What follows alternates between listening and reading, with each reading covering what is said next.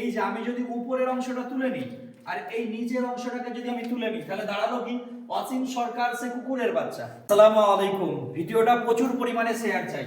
দেখো এই যে লেখাটা রয়েছে এই লেখাটার মধ্যে কোনো আপত্তিকর বিষয় নাই।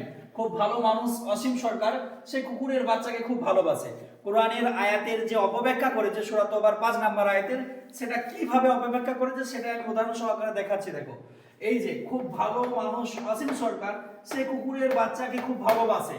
এই যে আমি যদি উপরের অংশটা তুলে নিই আর এই নিচের অংশটাকে যদি আমি তুলে নিই তাহলে দাঁড়ালো কি অসীম সরকার সে কুকুরের বাচ্চা। এটা একটা আপত্তিকর ভাষা হয়ে গেল। কিন্তু যখন এই দুটো ছিল তখন কোন রকম ভাবে কোনো আপত্তিকর ভাষা ছিল না। অসীম সরকার সে কুকুরের বাচ্চা, এই কথাটাই এই কেসটাই অসীম সরকার সূরা তওবার 5 নম্বর আয়াতে ঘটিয়েছে। 4 নম্বরের আয়াতের কথাটাও তুলে ধরে না, 6 নম্বর আয়াতেরটাও বলে না। মাঝখানের অংশটা শুধু কি বলেছে, মুশরিকদেরকে যেখানে পাবে সেখানে হত্যা করো। অর্থাৎ এই যে কত সুন্দর ভাষাটা ছিল, খুব ভালো মানুষ অসীম সরকার সে কুকুরের বাচ্চাকে ভালোবাসে।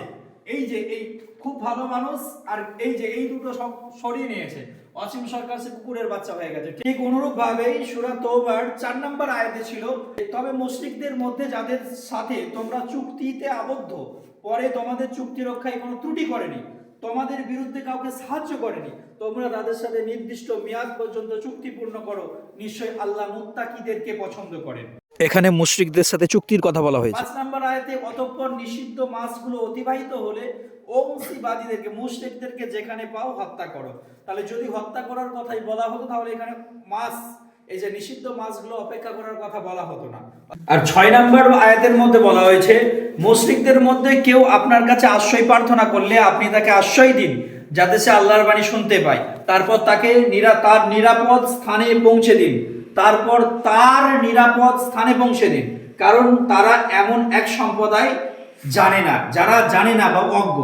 যদি মুশরিকদেরকে হত্যা করার কথা 5 নম্বর আয়াতে বলাই হতো তাহলে কিন্তু 6 নম্বর আয়াতে এই কথা বলা হতো না যে মুশরিকদের মধ্যে কেউ আশ্রয় প্রার্থনা করলে তাকে তার নিরাপদ স্থানে পৌঁছে দেন। তাহলে তো তাকে এই আয়াতে বলাই হতো তাকে মেরে ফেলো, তাহলে আপনি নিরাপদ স্থানে পৌঁছানোর কথা তো বলা হতো না।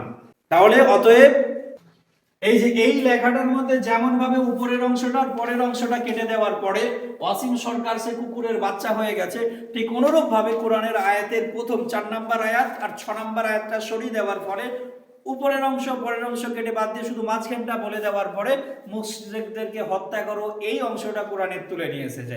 যদিও এই কথাটা একটা যুদ্ধকালীন কথা, তারপরে উপরের অংশ পরের অংশ কেটে বাদ দিয়ে শুধুমাত্র এই কথাটা বলার জন্য, যেমন অসীম সরকার সে কুকুরের বাচ্চা হয়েছে আগে পরে সরিয়ে দেওয়ার জন্য, ঠিক অনুরূপ ভাবে কোরআন থেকে এই জায়গাটাকে খুঁজে পেয়েছে। ভিডিওটা প্রচুর পরিমাণে শেয়ার করে দাও।